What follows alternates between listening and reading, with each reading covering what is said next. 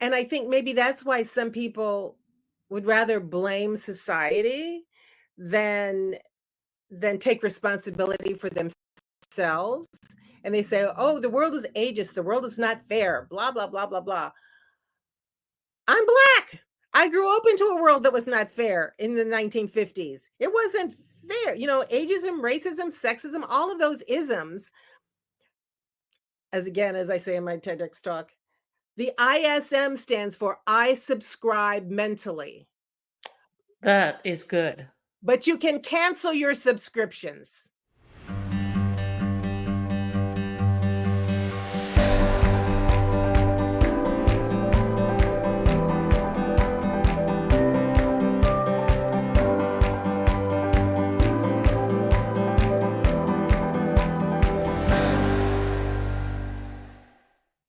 Mariann Aalda is an agent of change. She grew up in the late 40s and 50s when being a young Black woman might have meant limitation. Not for her. She's made a successful career as an actor, starring on The Edge of Night, among other productions. And now in her 70s, she's revisiting and rewriting the script of the so called older woman. Ageism is out, Mariann is in, and she's on fire. Join us for a terrific conversation about Mariann, about life, and about making the most of it all. Mariann, welcome to Bump in the Road. If you would, tell us your story. Oh, if you had asked me that question as recently as last year, my story would have been different. Because my story within the last year has really been incredible. Um, I'm 76 years old and I'm an actor. And in my early 50s, I started bumping my head on the glass ceiling of ageism that befalls so many women in Hollywood. And after 30 years of having a great career as an actor, making my living exclusively as an actor, um, I suddenly didn't make enough money to cover my health insurance through the Screen Actors Guild. And within an 18-month period, that happened. My husband decided he didn't want to be married anymore. My father died, and my mother was diagnosed with cancer, and I became her primary caretaker. So it's like the hammer fell all at once. And when I was about early 50s, I'd say 50, 52. And um, I got my mother through her chemo. She survived. Everything was good. I had moved back to Chicago to do that. And I was thinking about relocating to Chicago because I thought, while my acting career is gone, I have to come up with what else am I going to do? And my son, who was in his 20s at the time, he's an engineer. He lives in North Carolina. I asked him to come with me to help look at condos in downtown Chicago. And we spent a couple of days of that, and on the 3rd day, my son said to me, Mom, there's only 2 places for a star, in the sky and in Hollywood, and I think you need to go back." And I just thought, "Wow." Everything that I had tried to instill in him as a child, he was now giving back to me. He was saying, "Mom, you're go back to Hollywood. Do what it is that you love to do." So I did. I took his advice. Um, and when I got back to LA, I invested my divorce settlement by becoming a hypnotherapist. I had a friend who was a hypnotherapist. I went to a lecture at the Hypnosis and Motivation Institute in Tarzana, California with her. And because I thought, I'm experiencing a midlife crisis. I don't know what I'm going to do. What's the next step? And I'm a big believer in therapy. At various times in my life, I've done cognitive behavioral therapy, talk therapy. Whenever I have a problem, I'm smart enough to know that I can't figure it out by myself, and I always get some help. So So, and I was always curious about hypnosis. And once I went there, I decided, well, if I'm going to pay the money anyway, I'm going to become a hypnotherapist because this way I will have I'll be able to make a living. I'll have something to fall back on or something to do. And so I enrolled. I spent they have a year-long program. You can learn to hypnotize somebody in a weekend pretty much if you learn the hypnotic modalities. Uh, but it takes a long time to learn how to use it therapeutically on specific different issues that people might come to you with. And during my 6-month residency, that's when you're under the tutelage of a mentor who oversees your clients. Um, I started working with women like myself who were in the throes of like midlife crisis. And my clients mostly came from the Tarzana Encino area.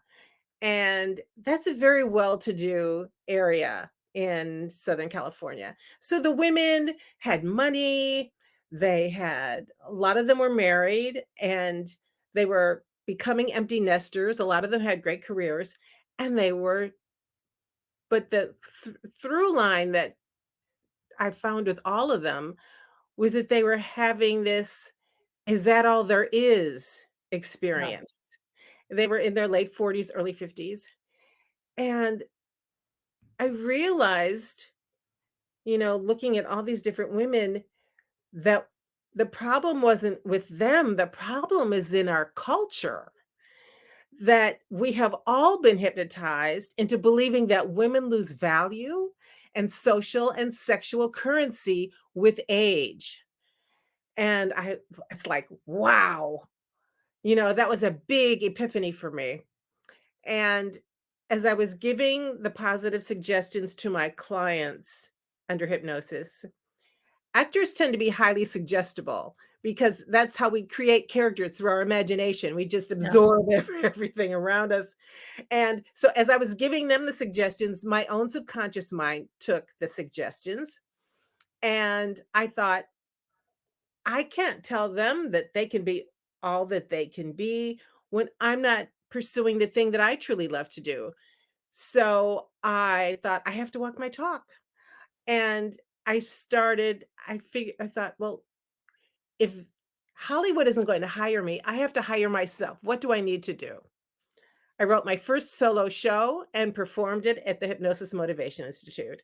And it was called Snap Out of It. You've only been hypnotized into believing you're over the hill. I And, love that. and there were so many, and that's going to be the title of my book because I'm working on a book right now too. Um, there was the response that I got from the women. I mean, the auditorium was packed. Was I didn't realize that there was such a need. There was such a that so many women, and I'm not just talking about women in their 40s and 50s. I'm talking about 30-year-old women. Because keep in mind, I was in Los Angeles, and this was in the uh, early 2000s. Mhm. Women were terrified of getting older, especially women who were actors and working in the entertainment industry. I mean, 30, they thought, "Oh my God, they're over the hill. What am I going to do?" That's sad but true. Yes, yes. So I thought, I have a mission here. I thought I'm going to work on changing things. And so I did that solo show.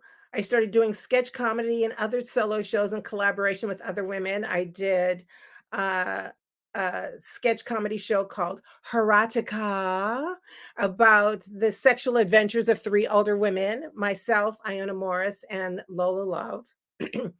And then Iona Morris and I did a second show called Moist, which is an acronym for the Multiple Orgasm Initiative of Sexual Transformation. And and then I had my most recent my solo show.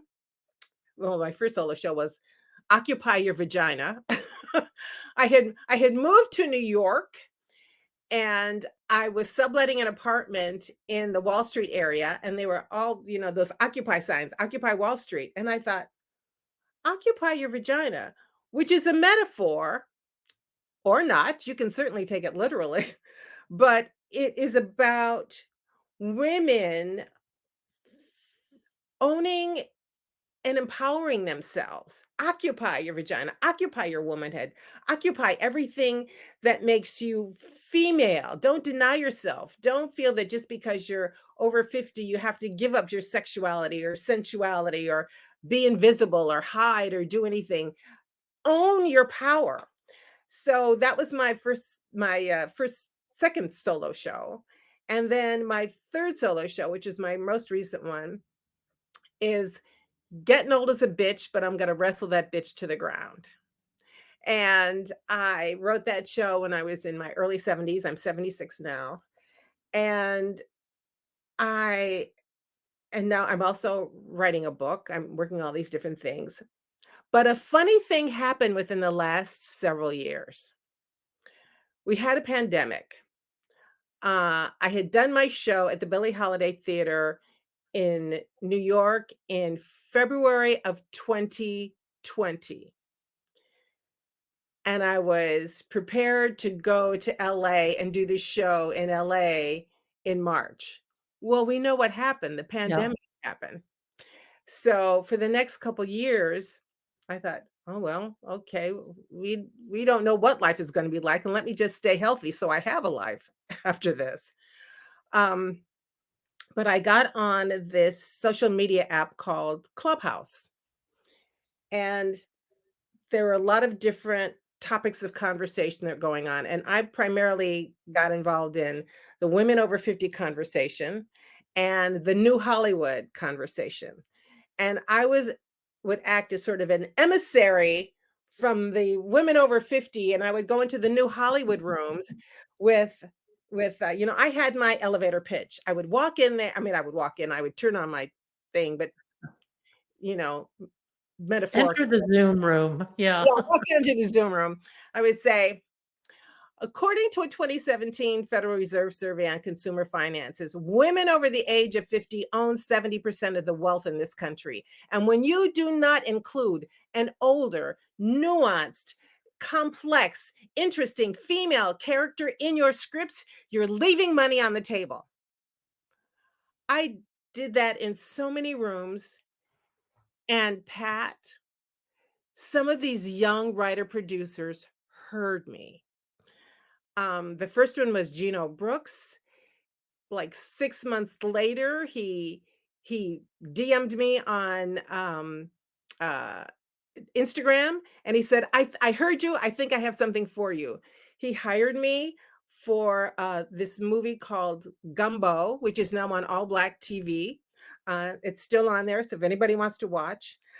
And it was interesting. I know you just asked me to tell me, and I'm going on and on and on. It's a long No, no, story. no. This is a good story though, and it really resonates big time. Okay. Well, Gino had a gotten some money from Netflix to do 8 short stories with first time writer directors. And he said, "I have one I think you'd be perfect for." I said, "Oh, okay. Great. Send me the script." Said the script. I said, "I love it." And I said, "But you're the producer. The writer director has to really approve. You just can't shove me down her throat." And so I said, can I meet her? This was on a Sunday. We scheduled a Zoom for that Sunday evening. Meantime, I'm looking her up. Her name is Jess Waters. Their name is Jess Waters, excuse me. And on their website, they said that as a queer black female, they felt representation was important. Now, in the script, the character was 60. I was 73, I think, at the time. When you first see her, she's wearing a muumuu. I thought, huh? And she's supposed to be this hip kind of chick. And there were some ageist tropes that I thought were in there. So when we had the Zoom meeting, I said to Jess, I said, "I read what you said on your website about being a queer Black female and that representation was important to you." I said, "Well, honey, I'm an old Black female and representation is important to me. 60 is not old. Can she be 73? Can she be my age?" She said, "Yes, ma'am." I said, "And a muumuu, baby, I don't wear muumuus, okay?" I said, "Can she be wearing yoga pants, a camisole, and a tank top and a camisole?" She said, "Yes, ma'am." I said, "You still want me?" She said, "Yes, ma'am." I said, "Then we got a deal." And if you see the character in the movie, she allowed me to do all of the things that I wanted to do. And we had an interesting conversation on the set because she said she had the realization that even marginalized groups, like the one she is a part of in the LGBTQ community, still tend to marginalize older people Hmm. because we've internalized ageism. Everybody has. We've been taught from the very beginning with, the evil old witch. Why can't you just be a witch? She's ought to be an evil old witch. Then get the fairy tales. We start indoctrinating children that old is bad. So, is there any reason that we have internalized it? And when we get older, it makes us feel bad. So, I'm Oh, yeah. all about changing that. Okay, so that was the first thing. Then I have two friends, well, and a third person has since become my friend, uh, Dominic and Kanan Oliver, who are writer producers, and they're in their 70s. And I had been talking with them, and they came up with the script idea for uh, a sitcom about an older trio, two men, a woman. I play the woman who has been married to both of these men at one time or another. We're divorced now. I'm not going to give away the plot, but we did. I shot that. Then a woman who had Tamika Briscoe, who another young 42-year-old writer producer, met her on Clubhouse. She was part of Gino's crew. She called me up and she said, "I got a chance to observe you um, on the set." She said, "That old school, show up on time, deliver, don't cause any drama." And she said, "You gave a lesson on professionalism to everybody." And she said, "And I would like to work with you again. I have this idea about a movie about this matriarch of a uh, uh, media company." And she said, "And she's just a badass." I said, "Yes." And so out of that, at the age of 76, because we shot the film, and so at the age of 76, as a matter of fact, I celebrated my birthday in Cannes. The movie that I did premiered at the Cannes Film Festival. My first starring role in a movie. Okay? Very cool. So it's never too late. So this is why I said, going way back, if anybody remembers how I started this conversation, that my story has changed so much in the last year. That film just recently won the best of the festival at the Prince George's Film Festival this past September in Washington, D.C. And so out of that, Tamika is now having conversations with distributors. So the movie will find a home. Um, Ben and Tony, the sitcom pilot that I did, was in they the producers, including Donald Watson, um, recut it and turned it into a standalone short. And I won Best Supporting Actress in the Indie Shorts Festival, LA Indie Shorts Festival. Then a third short film that I did, To Grieve or Not to Grieve, that was also produced by Kanan and Dominic Oliver and Donald Watson. Um, Donald and I won Best Duo in the Los Angeles Film Festival. So in the last year, I've been getting a chance to work. People have hired me, and I've been getting accolades for my work.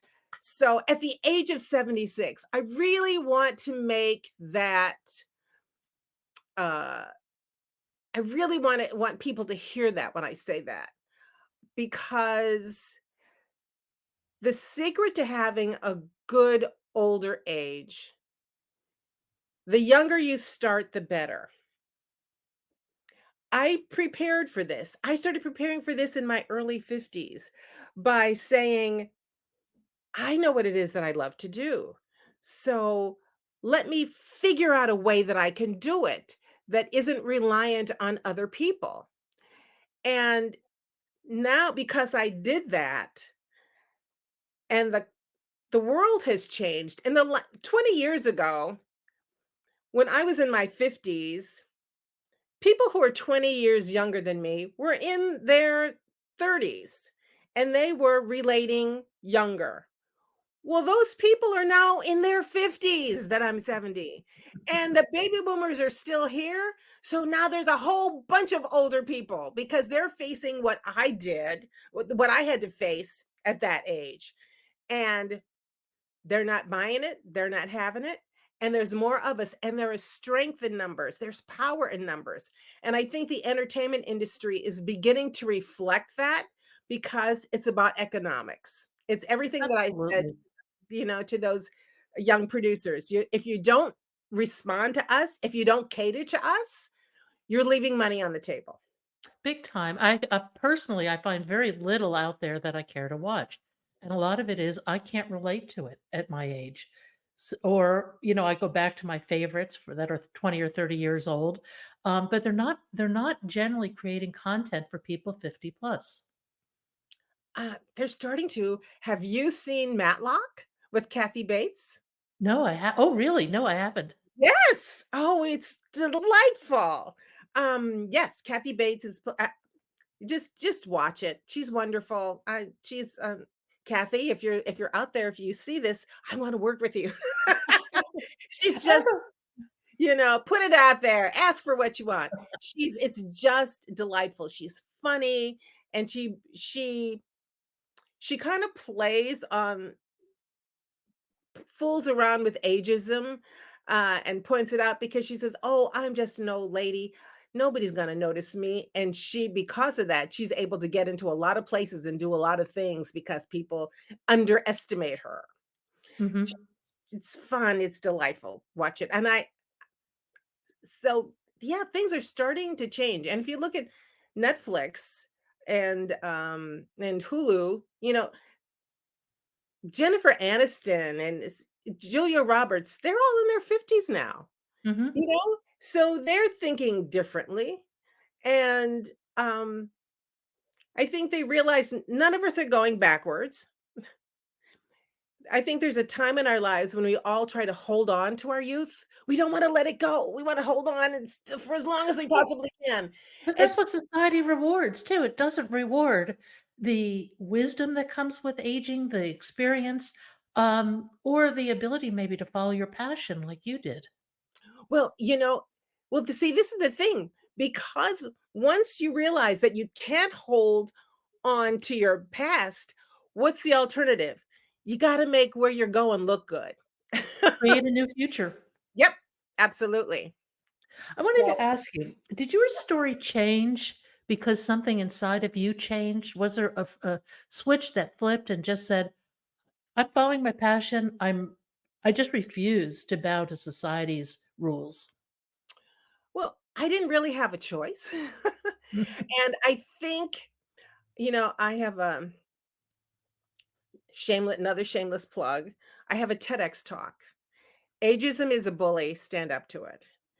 And as I say in my TEDx talk, uh, I was born in 1948.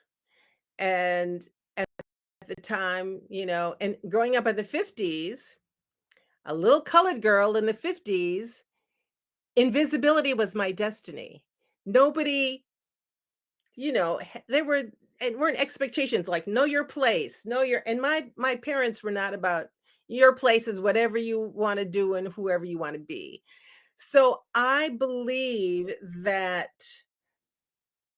that muscle of resiliency, I got a chance to build that up at an early age because the expectation for me as an older woman were as limiting as my expectations of a young Black woman at that time.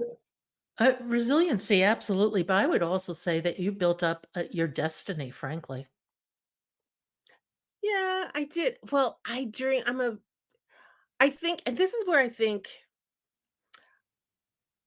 society is, and maybe we're getting to a point where I certainly think with the younger generation, the young people, like I have grandchildren who are 20 and 17, and they are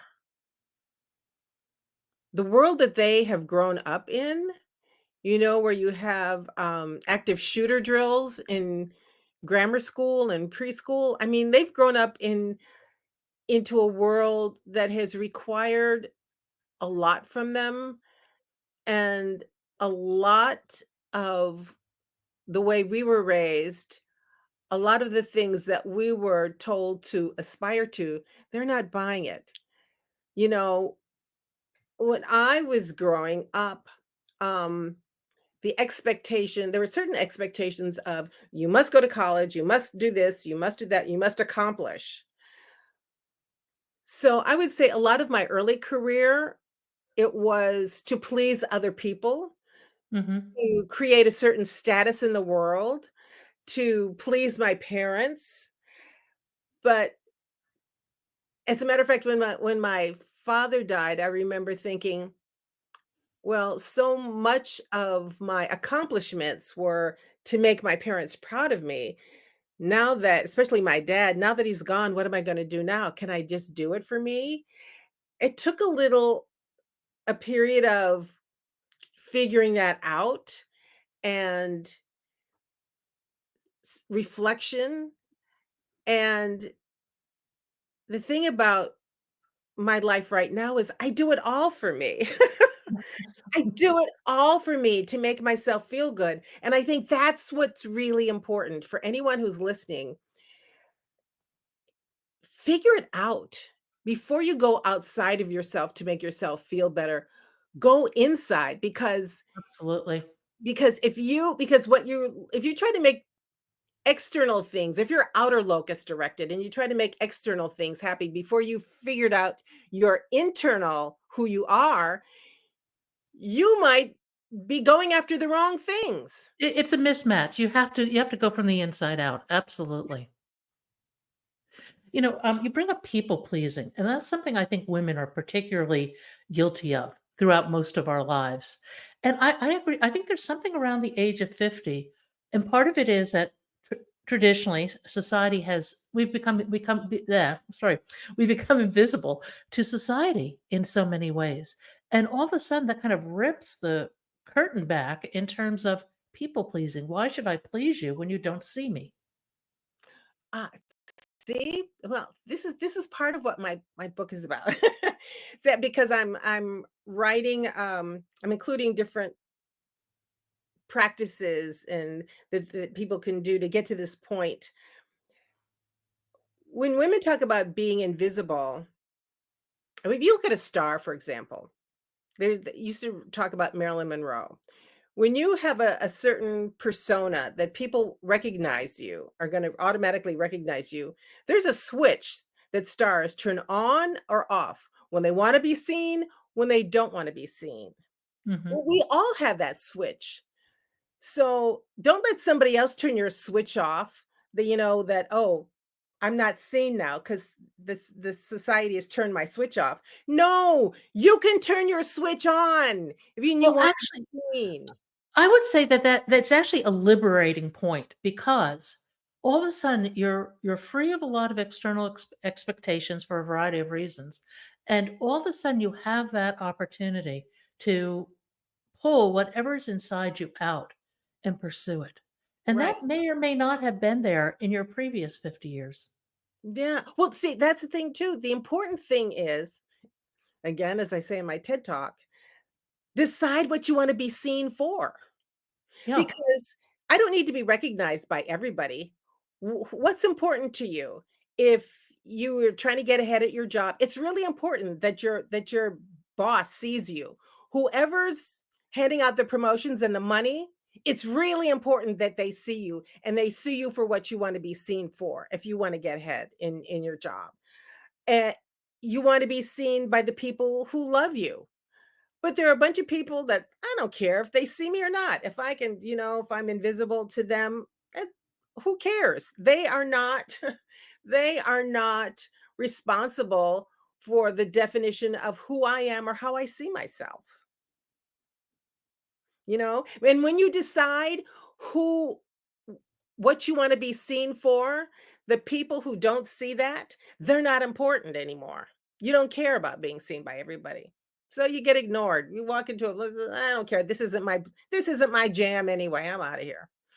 You You know, know? I love the idea that the younger generation coming along, particularly in Hollywood, they're 50 plus now. They all of a sudden have a different perspective on things. I think real change is possible there. And I really welcome it because I think for just way too long, people just follow this societal path, this trope, if you will, and they don't question it. It's I lived in a town where that was mostly retired people. The average age was they said the statistics said the average age was 62. I would say it was more in the 70s. But anyway, let's go with 62. Everybody, it seemed.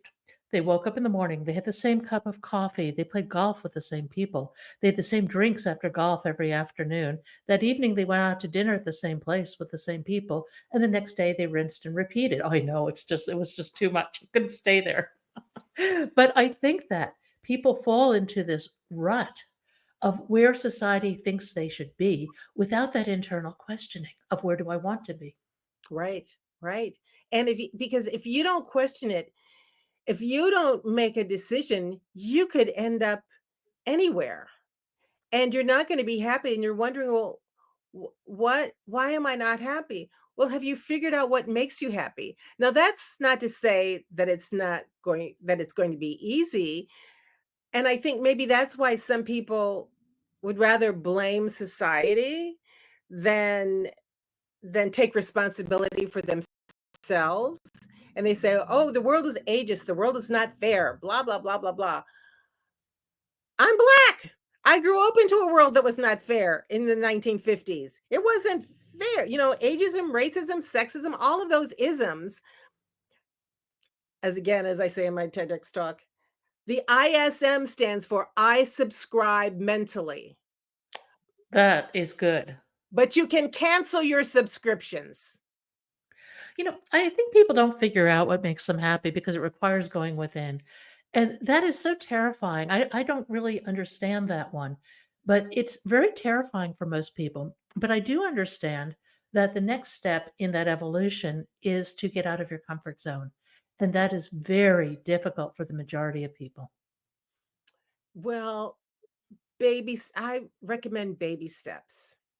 You don't have to do it all at once. If you need to get a coach or a therapist, find one because you don't have to do it all by yourself. Mhm. Find a community. I have a group of friends who are we call ourselves the vintage village. They're we they live in LA and we're on a thread. We're constantly commenting on things back and forth with one another. And most of them well, they all are actually 10 years younger than me. They forget how old I am because I'm just, part of the group. And they go like, but the funny thing is that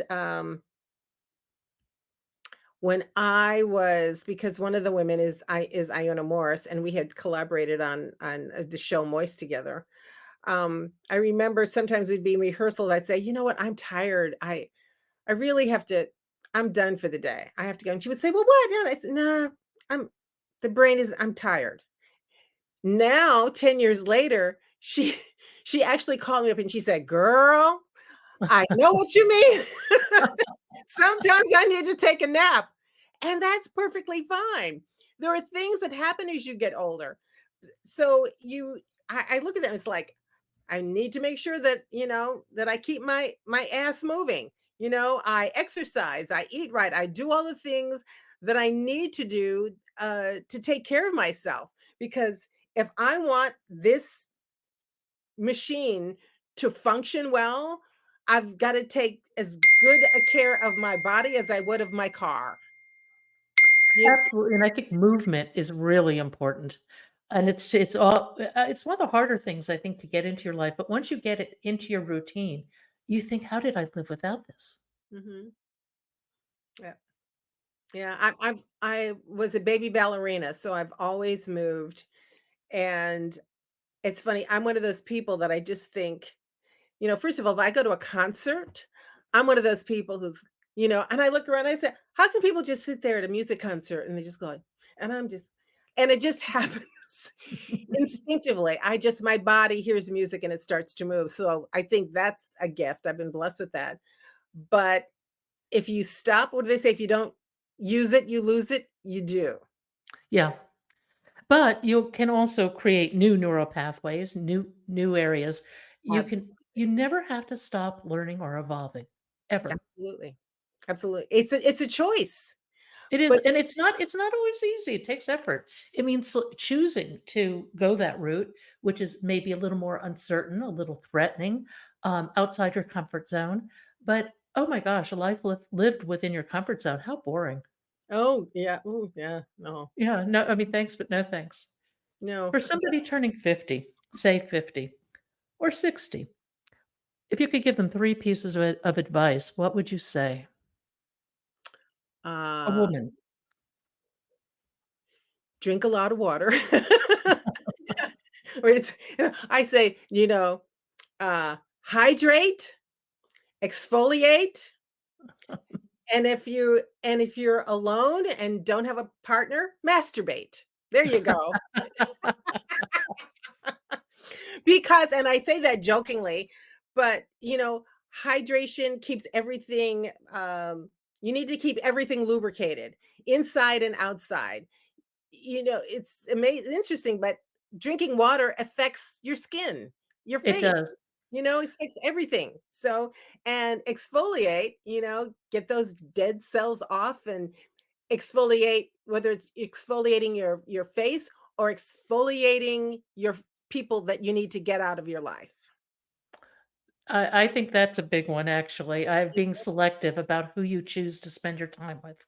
And what Absolutely. do they say? The 5 people or the 3 people around you really are reflective of where your life is at? Who do you want those people to be? Right. Right. And sometimes it's hard because you do have to let some people go. Yeah, Um, and it really is sometimes about survival. You have to be judicious about your relationships. You talked earlier about, the fact that sometimes we become, you know, so concerned about other people's opinions of us. And sometimes women tend to be the nourishers, we're very yeah, nourishing. When you get older, the thing about when you're younger, you have a lot more energy and life force. As you get older, you have to be very judicious about how much of that you use for yourself, because if you're giving it to somebody else, you're not giving it to yourself. So self-care is really, really important. And I say you cannot give from an empty cup or even a half a cup. You can give from the overflow. Fill your cup first and give from the overflow.